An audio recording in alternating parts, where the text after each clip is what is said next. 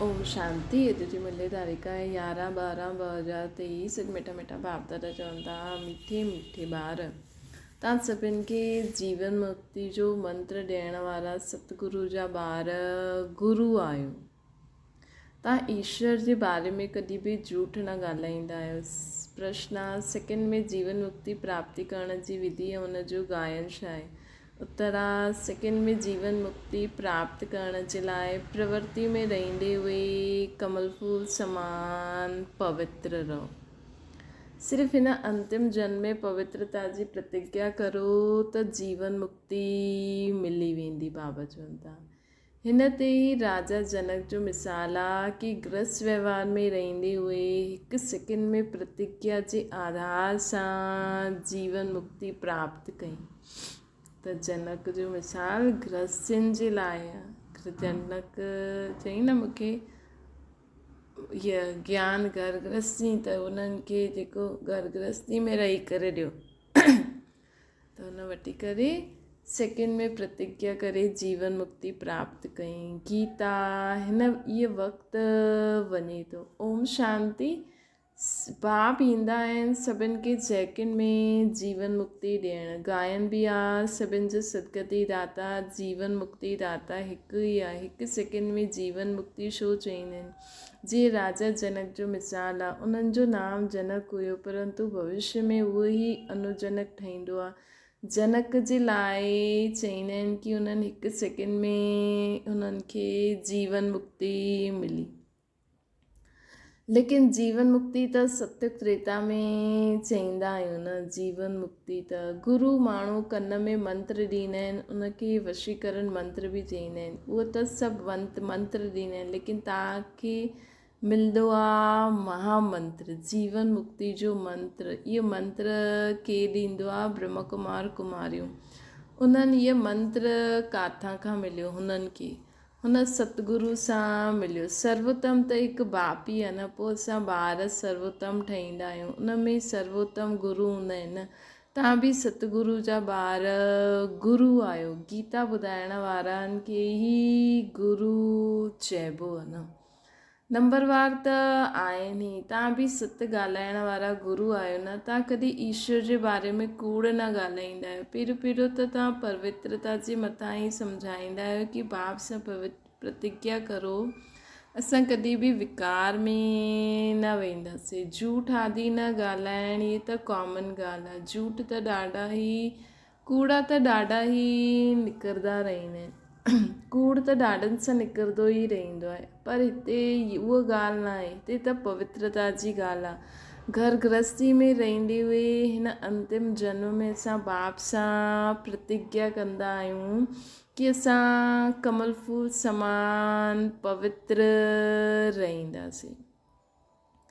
त हिते पवित्र रहण जी ॻाल्हि आहे। चईंदा इहे त ॾाढी ऊच मंज़िल आहे, इहे त थी न सघंदो आहे। तव्हां चईंदा वाह, छो न थी सघंदो? इहे त ॻाल्हि आहे न, कमल फूल समान।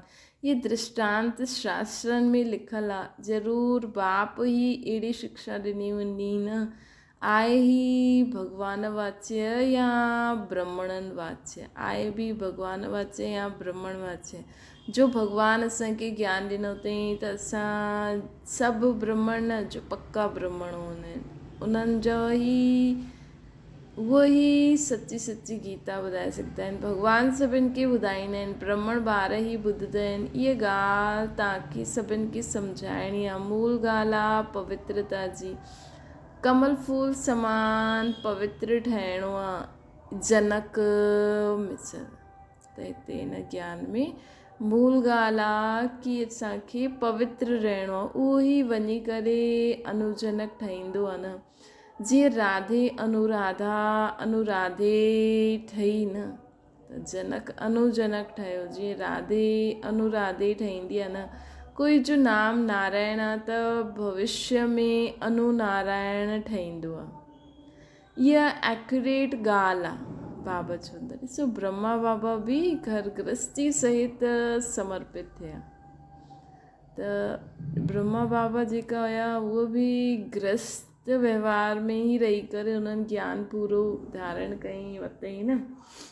त बाबा चवनि था ॾिस हीअ एक्यूरेट ॻाल्हि आहे त जो बि ईंदा आहिनि हुननि खे सम्झाइणो पए। ॿुधो त आहे सेकेंड में जीवन मुक्ति घर गृहस्थ व्यवहार में रहंदे ऊच पद पाए सघंदा आहियो।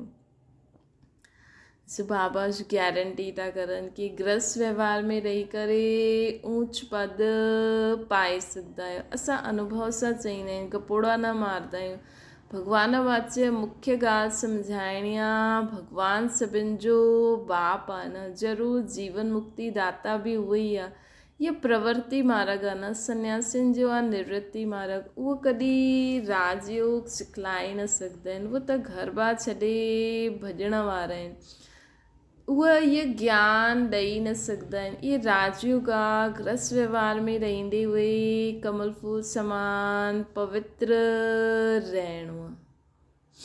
सत्युग में भारत पवित्र प्रवृत्ति मार्ग हुयो न, वाइसलेस दुनिया हुई। राजाई में स्त्री पुरुष ॿई खपनि न, त सम्झाइणो पवंदो आहे। सम्झाइणो पवंदो आहे, असां अनुभवी आहियूं। गृहस्थ व्यवहार में रहंदे हुए कमल फूल समान पवित्र रही सघंदा आहियूं। त जेका घर गृहस्थी में ॿार पति पत्नी मिली करे ज्ञान बि वठनि था, पवित्रता बि धारण करनि था, ऐं पंहिंजी गृहस्थी खे बाबा जी श्रीमत अनुसार हलाइनि था, उन्हनि जे लाइ त हाणे खां ई स्वर्ग अची वियो हूंदो। शरीर ॾिसो, स्वर्ग में सभु केॾा सुठी रीति रहंदा। त हाणे बि अगरि जो पक्का घर गृहस्थी में रहण वारी आत्मा आहियूं ऐं पूरो परिवार अगरि हलंदो हुजे त सोचो हुननि जे घर में त अञा हाणे खां ई स्वर्ग हूंदो न। असां ॼाणंदा आहियूं कि पवित्र ठही बाप द्वारा पवित्र दुनिया जो मालिक ठाहींदा आहियूं असां। पवित्र प्रवृत्ति मार्ग हुयो, हाणे त अपवित्र प्रवृत्ति मार्ग आहे। हीअ दुनिया ई भ्रष्टाचारी आहे। ॾिसो ब्रह्मा बाबा बि कीअं पंहिंजे ॿारनि खे चई मूंसां गॾु रहणो अथव त पवित्र रहो, न त अलॻि वञी करे रहो।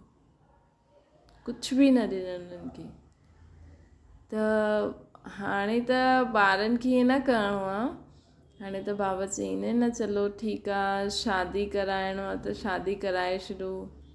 पर अगरि हिमत आहे ब्रह्मा बाबा जी त करे ॾेखारियो। बाबा चवनि था हाणे त अपवित्र प्रवृत्ति मार्ग आहे। हीअ दुनिया ई भ्रष्टाचारी आहे न, उहा श्रेष्ठाचारी दुनिया हुई। रावण श्रेष्ठाचारी ठाहींदो आहे, रावण भ्रष्टाचारी ठाहींदो आहे, राम श्रेष्ठाचारी ठाहींदो आहे।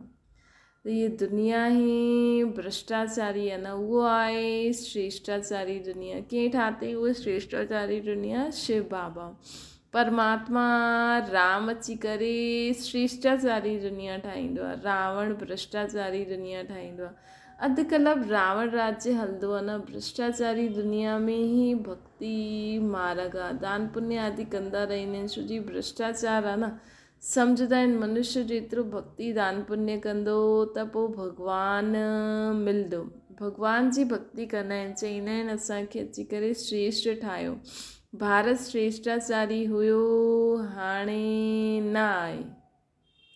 भ्रष्टाचारी ही श्रेष्ठाचारी ठहींदा आहिनि न। भारत जी नई रचना जी कहानी कोई ॼाणंदो न आहे। चित्रनि जे द्वारा सुठी रीति सम्झाए सघंदा आहियूं। इहे चित्र ठाहिणा पवनि। हर हिकु सेंटर ते प्रदर्शनी जा चित्र थियणा खपनि। बाबा डायरेक्शन ॾींदा आहिनि, भले लिखी ॾियो कि इहे चित्र असां वटि न आहे, त बाबा डायरेक्शन ॾींदा कि हीअं ठाहियो, पोइ सभिनि खे भेजो त सभिनि वटि प्रदर्शनी थी वेंदी। इहे चित्र ॾाढा अर्थ सहित आहिनि। बाबा चवनि था पहिरियों इहो ॿुधी में अचिणो खपे कि असां बाबा जा ॿार आहियूं। भॻवानु आहे स्वर्ग जो रचण वारो, नर्क जो रचयिता आहे रावण। गोले जे मथां 10 सिर वारो रावण जो चित्र ठाहे ॾियो। स्वर्ग जे गोले ते चतुर्भुज लिखी बि सघंदा आहियो। इहे राम राज्य आहे, इहे रावण राज्य आहे। हिन समय रावण सर्वव्यापी आहे। हुते असां राम सर्वव्यापी त न चईंदासीं न, भई स्वर्ग जी दुनिया बाबा ठाती अथई, लेकिन हुते बाबा हूंदा ई न। रावण त कुझु बि न आहे, न इंसान आहे न आत्मा आहे, सिर्फ़ु हिकु वाइब्रेशन आहे, हिकु विकारी फीलिंग आहे, हिकु वाइब्रेशन आहे। लेकिन हुते बाबा चवनि था कि हुते त परमात्मा राम जे राज्य में परमात्मा राम हूंदो ई न, सर्वव्यापी न हूंदो, ॻायल बि आहे न, आत्मा परमात्मा अलॻि रहे भोकाल। पोइ सुंदर मेलो करे ॾींदो आहे, जॾहिं सतगुरु मिलो दलाल जे रूप में त ज़रूरु उहे ईंदा हूंदा न, इहे हिसाबु कोई बि ॼाणंदा न आहिनि। पहिरियों पहिरियों अलॻि थिया देवी देवताउनि जी आत्मायूं, इहे नॉलेज आहे, कोई खे बि सम्झाइणो आहे। आत्माउनि जो बाप त आहे न, हाणे हे आत्मा पंहिंजे परम पिता परमात्मा जो ऑक्यूपेशन ॿुधायो। हुननि खां पुछो, हे आत्मा पंहिंजे बाप जो ऑक्यूपेशन ॿुधायो, छा न ॼाणंदा आहियो? अहिड़े बाप अहिड़ा ॿार त हूंदा ई न आहिनि जो बाप जे ऑक्यूपेशन खे न ॼाणनि। जॾहिं सोचूं था भॻवानु असांजो माता पिता आहे त बाबा चवनि था कि मुंहिंजे ऑक्यूपेशन खे ॿुधायो। अहिड़ा ॿार त हूंदा आहिनि दुनिया में जो चवनि कि असांखे पंहिंजे बाप जो ऑक्यूपेशन पतो ई न आहे। हा, नंढो हूंदो त अलॻि, पर नंढेपन में बि हुनखे सेखारींदा आहियूं, ॿुधाईंदा आहियूं त हुनखे पतो हूंदो आहे मुंहिंजे पापा वटि इहे ई आहे। बाप वेई सम्झाईंदा आहिनि, तव्हां पंहिंजे जन्मनि खे न ॼाणंदा आहियो, मां थो सम्झायां तव्हांखे। पहिरियों पहिरियों जो देवी देवता आहिनि न, उहे एतिरा जन्म वठंदा आहिनि। बाबा चईंदा आहिनि तव्हां त न ॼाणंदा आहियो, मां तव्हांखे ॿुधायां थो। बाबा ख़ुदि जो ऑक्यूपेशन, ख़ुदि जी हिस्ट्री बि ख़ुदि ॿुधाईंदा आहिनि, असांजे बारे में बि उहे ई ॿुधाईंदा आहिनि, छो जो असां सभु भुलिजी विया आहियूं। त बाबा चईंदा आहिनि त हिकु त वेठो हुजे न मथे जो असांखे अची करे यादि ॾियाराए। त बाबा चईंदा आहिनि त पहिरियों देवी देवता धर्म में हुयो, एतिरा जन्म वरितव, त हिसाबु करो ॿिए धर्म में केतिरा जन्म वरितव, सिद्ध करे ॿुधाइणो पए। मैक्सिमम एतिरा झाड़ वृद्धि खे पाईंदो रहंदो आहे। पहिरियों पहिरियों देवी देवता हुया, उन्हनि जा ई 84 जन्म चईंदासीं न। भारत जी नॉलेज आहे न, प्राचीन भारत जी नॉलेज कीअं ॾिनी? प्राचीन भारत जी नॉलेज कीअं ॾिनी? ये भगवान ही ॾिनई न। त बाबा ई अची करे असांखे सभु नॉलेज ॿुधाइनि था न। नॉलेजफुल त असांजो गॉड फादर ई आहे। ब्रह्मा खे बि नॉलेजफुल न चईंदासीं, श्री कृष्ण खे बि न चईंदासीं। श्री कृष्ण जी महिमा ई अलॻि आहे, इहे सम्झण जी ॾाढी क्लियर नॉलेज आहे। भॻवानु त सभिनि जो हिकु निराकार परम पिता परमात्मा ई आहे न, उहा रचयिता आहे न। श्री कृष्ण त रचना आहे, ऊच ते ऊच भॻवानु त हिकु ई आहे न, सर्वव्यापी उन्हनि खे चई न सघंदा आहियूं। भारत में ऊच ते ऊच प्रेसिडेंट पोइ नंबरवार हूंदा आहिनि न, सभिनि जो ऑक्यूपेशन ॿुधाईंदा आहिनि। ईअं त न सभु हिकु ई आहिनि, हर हिकु आत्मा जो अविनाशी पार्ट मिलियल आहे हर हिकु खे, इहे सिद्ध करे ॿुधाइणो आहे। आपस में राय करे सर्विस जा प्लान ठाहिणा आहिनि। बाबा चवनि था आपस में राय करो, सर्विस जा प्लान ठाहियो। इहे बि असां ठाहे सघंदा आहियूं। भई हाणे असां हर हिक जे ऑक्यूपेशन जे बारे में हिकु प्रोग्राम, हिन प्रोग्राम में असां भॻवानु छा कंदो आहे, ब्रह्मा विष्णु छा कंदा आहिनि, किथे रहंदा आहिनि, पोइ कीअं नंबरवार हर लक्ष्मी नारायण राम सीता, पोइ कीअं धर्म स्थापक अची करे पंहिंजो पंहिंजो कमु कंदा आहिनि। त हीअं असां कुझु बि प्रोग्राम करे सघंदा आहियूं। आपस में राय करे सर्विस जो प्लान ठाहिणो।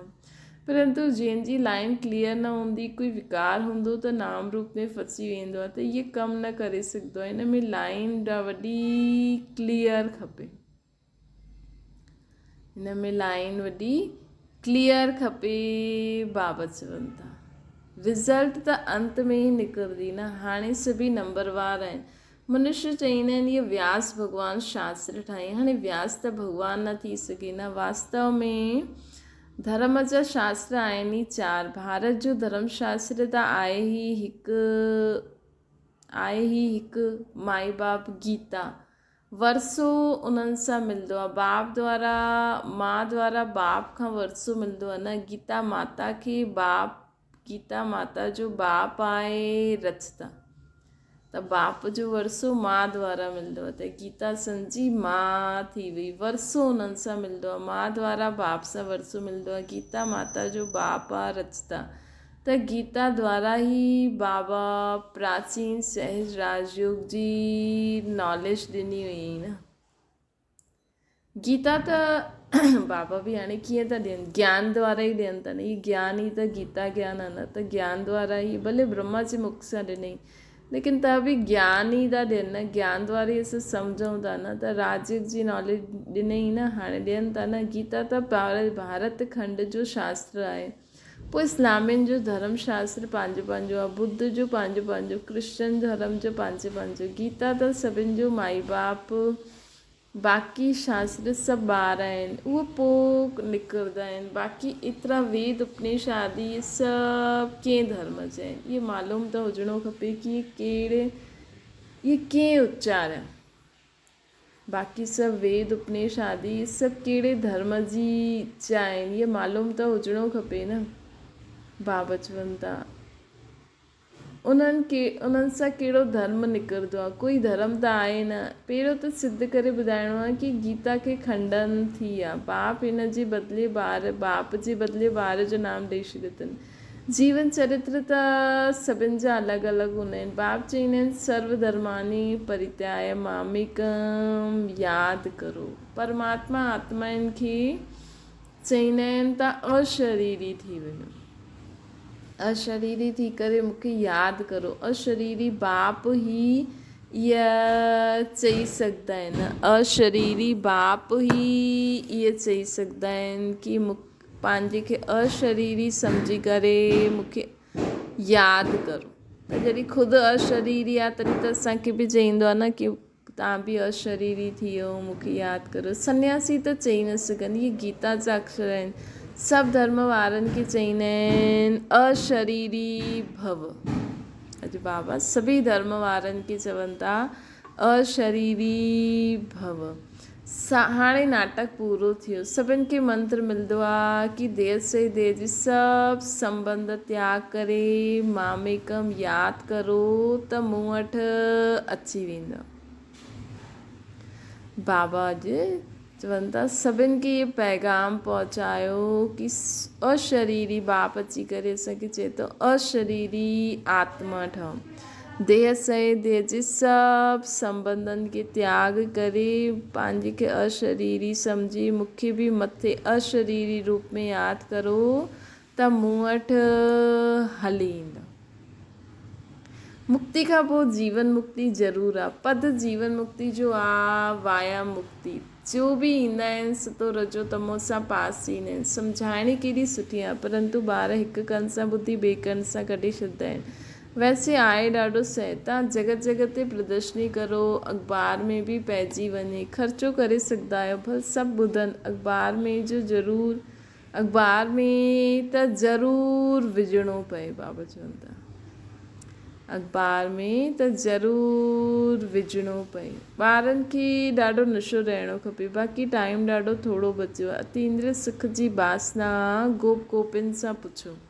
ॻायल बि आहे न, इहे गोपी वल्लभ जा गोप गोपियूं आहिनि। गोप गोपियूं न सतयुग में आहिनि न कलयुग में आहिनि। हुते लक्ष्मी देवी राधे देवी आहे न। गोप गोपियूं हाणे आहिनि। गोपी वल्लभ जा ॿार पोतरा पोतरियूं असां आहियूं न। जिते दादा बि हूंदो, दादा बाबा मम्मा। इहे नई रचना आहे संगम ते। बाप चवंदा आहिनि मां कल्प कल्प जे संगम ते ईंदो आहे नई दुनिया ठाहिणु। आसरी संतान सां त ईश्वरीय संतान ठहींदा आहियो न। ठही करे पोइ असां दैवी संतान ठहींदासीं, पोइ क्षत्रिय, पोइ वैश्य, पोइ शूद्र ठही वेंदासीं।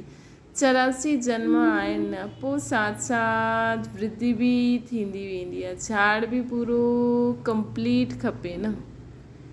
बाबा चवनि था ॾिसो हाणे पूरो झाड़ कंप्लीट बाबा जे साम्हूं आहे। भले पंहिंजे धर्म खे माण्हू भुलिजी विया आहिनि, धर्म ग्लानी थी वई आहे, लेकिन सभु धर्म जी आत्मायूं हिन समय बाबा जे साम्हूं आहिनि न। सभी धर्म वारी आत्मायूं त पूरो झाड़ कंप्लीट हाणे बाबा जे साम्हूं आहे। झाड़ बि पूरो कंप्लीट खपे। छो जी पूरी वृद्धि थींदी तॾहिं त झाड़ पूरो पूरो कंप्लीट थी वेंदो न, प्रलय बि न थींदी आहे। भारत त अविनाशी खंड आहे न, भारत जी ॾाढी महिमा आहे। भारत सभु खंडनि खां श्रेष्ठ आहे। छो जी हिते बाबा ईंदा आहिनि, विनाश कॾहिं बि न थींदो। अच्छा, मीठी मीठी सिकल ते ॿारनि प्रति माता पिता बाप दादा जो यादि प्यार ऐं गुड मॉर्निंग। रूहानी बाप जी सभिनि रूहानी ॿारनि खे नमस्ते। असांजी बि रूहानी माता पिता बाप दादा खे यादि प्यार गुड मॉर्निंग ऐं नमस्ते। रात्रि क्लास 16/4/68 जा। तव्हां ब्राह्मण ॿारनि बग़ैर कंहिंखे बि पतो न आहे कि संगम युग कॾहिं हूंदो आहे।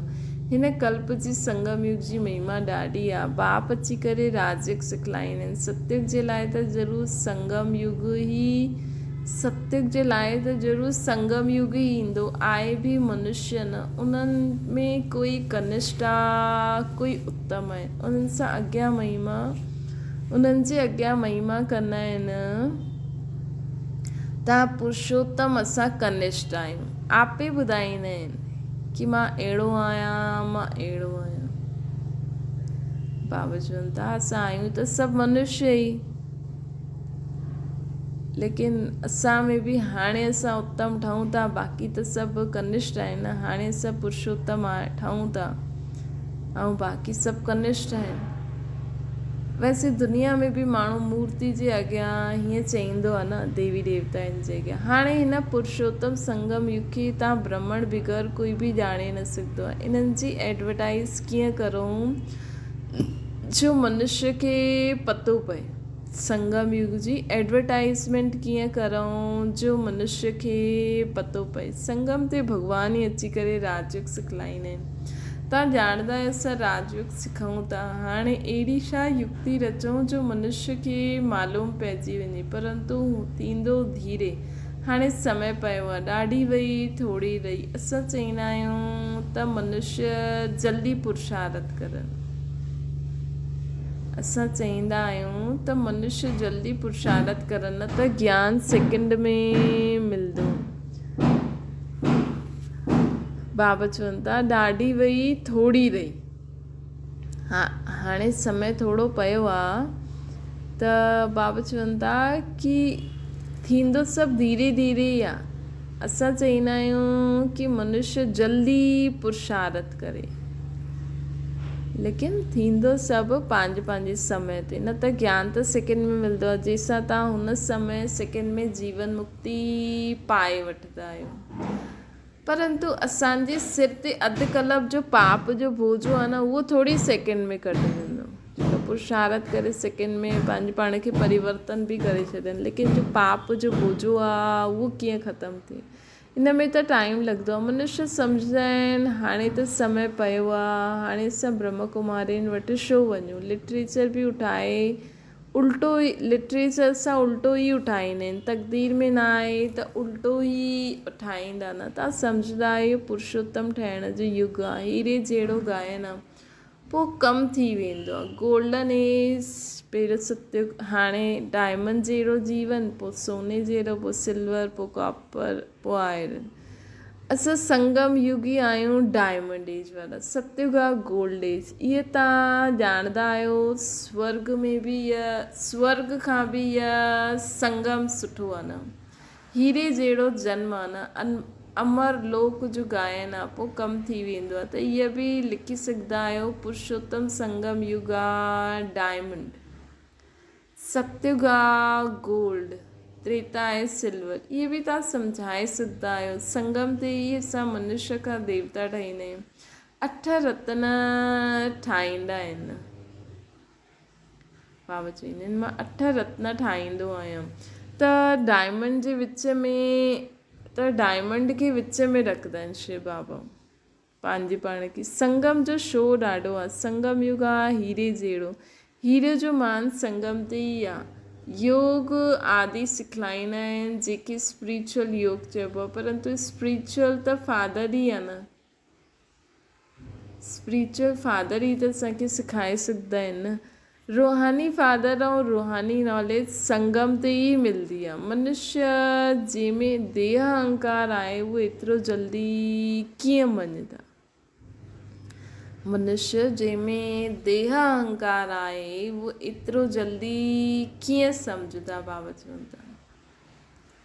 त हिन करे त चईंदा आहिनि पहिरियों आत्मा परमात्मा जो पाठ पढ़ायो। ग़रीब आदि खे सम्झाइबो आहे त इहो बि लिखिणो आहे संगम युग इज़ डायमंड।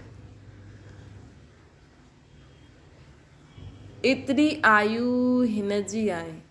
संगम सत्य गोल्डन एज जी एतिरी आयु आहे। शास्त्रनि में बि स्वास्थ्य कढंदा आहिनि त तव्हां ॿारनि खे बि इहे यादि रहे त केतिरी ख़ुशी रहे।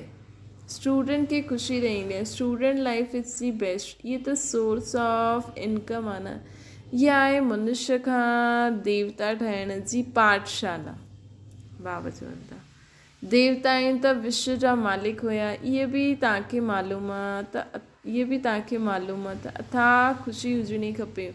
हिन जे लाइ ई गायन आहे अतीन्द्रिय सुख गोपी वल्लभ जी गोपियुनि खां पुछो।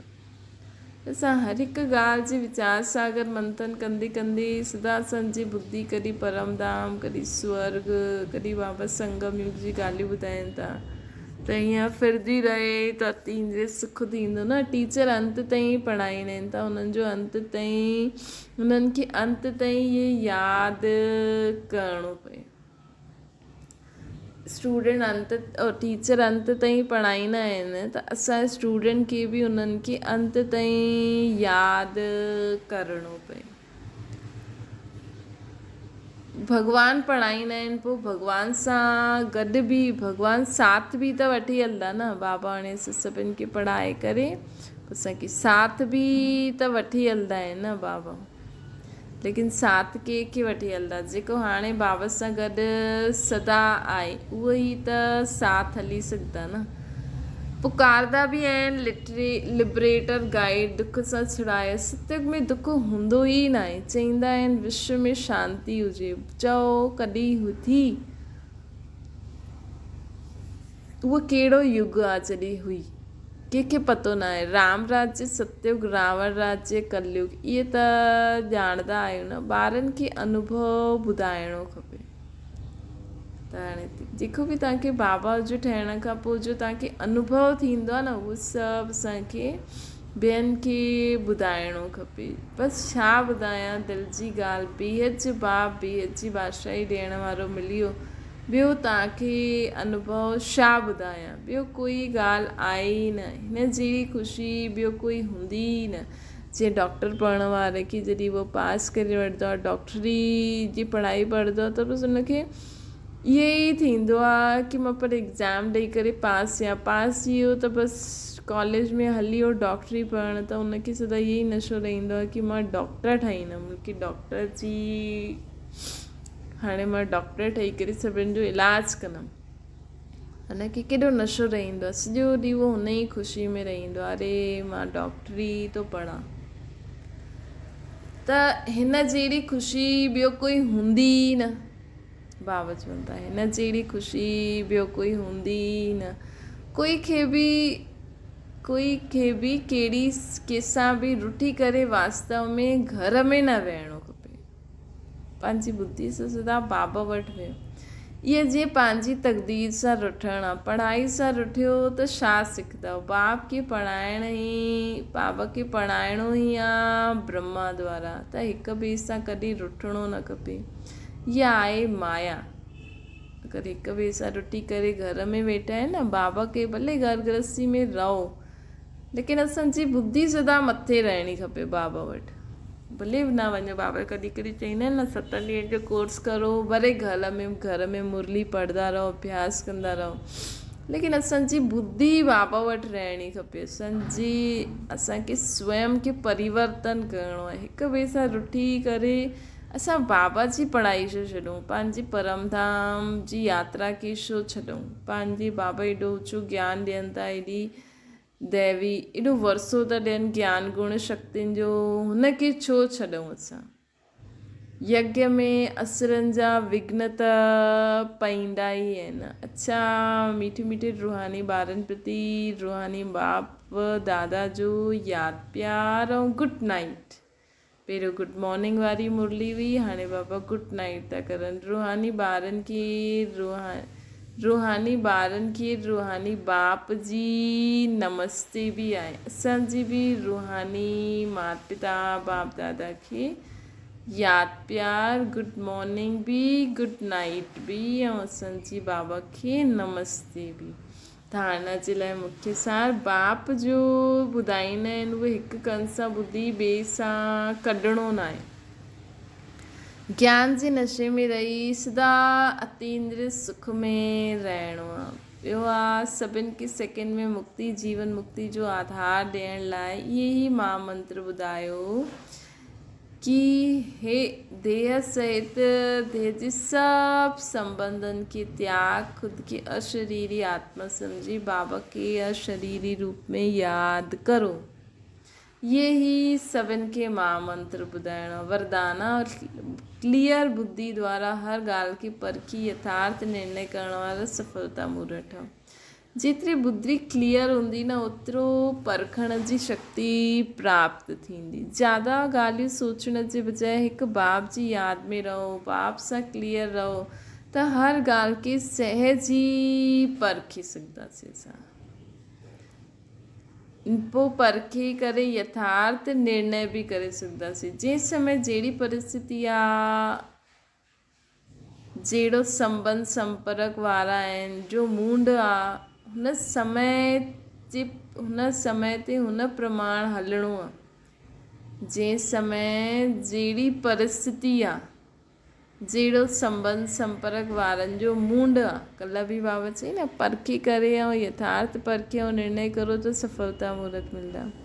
अॼु बि बाबा चवनि था, बुद्धि द्वारा हर ॻाल्हि खे यथार्थ परखी करे निर्णय करो, चेक करो परिस्थिति कहिड़ी आहे, संबंध संपर्क वारनि जो मूंड कहिड़ो आहे, हुन समय प्रमाण हलो, उनखे परखी करे निर्णय वठो। इहा बि ॾाढी वॾी शक्ति आहे जो सफलता मूर्त ठाहींदी आहे। तॾहिं चईंदा न, सोचे सम्झी करे कर्म करो, सोचे सम्झी करे ॻाल्हायो।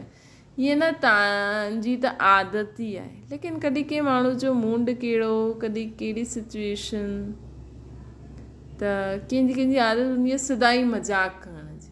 हाणे हुन समय वैसे त उहो माण्हू त असां तव्हांजी मज़ाक खे फील न कंदो आहे, लेकिन हुन समय कॾहिं हुनजे शरीर में परेशानी आहे, कॾहिं ॿी कोई ॻाल्हि बुद्धि में हूंदी आहे, हुन समय तव्हां पंहिंजो चओ न, मां त हिनखे हमेशह ईअं कंदो। अरे हमेशह ईअं कंदा आहिनि, लेकिन हुन समय हुननि जो शरीर में सूर थो थिए, हुनखे कोई परिस्थिति आहे, कोई ॻाल्हि आहे, त बाबा चवनि था यथार्थ पंहिंजी बुद्धि जी लाइन बाबा सां क्लियर रखो। हर परिस्थिति, हर संबंध संपर्क वारनि जो मूंड ॾिसो, हुन प्रमाण असांखे कहिड़ी ज्ञान जी पॉइंट ॿुधाइणी आहे, कीअं उन्हनि सां ॻाल्हाइणो आहे, कीअं उन्हनि जी मदद करणी आहे, हलंदासीं। उन्हनि खे परखी करे निर्णय करणु, इहा बि ॾाढी वॾी शक्ति आहे। या बाबा जी ज्ञान में ईअं न कि असां बसि बाबा चए त इहे ॿुधाइणो आहे, लेकिन हर हिक जो ऑक्यूपेशन ॾिसो, हर हिकु कहिड़े रूप में भॻवान खे मञंदो आहे, हुनखे जीवन में भॻवान खे प्राप्त करण जी इच्छा आहे न आहे, ज्ञान ॿुधण जी इच्छा आहे न आहे। कोई कलयुग में रहण वारी आत्मा, हुनखे खपे ई पंहिंजो नाम मान शान, ऐं असां हुनखे हीअं डायरेक्ट भॻवान जो परिचय ॾियूं, त हुननि खे बि युक्ति सां ॾियणो आहे। परखण ऐं निर्णय करण जी इहा शक्ति ॾाढी वॾी आहे, जंहिंसां ई असां जीवन में सफलता मूर्त ठही सघंदा आहियूं, जो ही असांखे सफलता मूर्त ठाहे ॾींदी आहे। स्लोगन आहे, ज्ञान सूर्य बाप सां गॾु लकी सितारा उहा जो जग जे अंधियारे खे मिटाइण वारा आहिनि, अंधकार में अचण वारा न आहिनि। ज्ञान सूर्य बाप सां गॾु लकी सितारा उहा आहिनि जो जग सां अंधियारो मिटाइण वारा आहिनि, जो जग सां अंधियारो मिटाइण वारा आहिनि, अंधकार में अचण वारा न आहिनि। अच्छा, ओम शांति। बाबा की याद करो।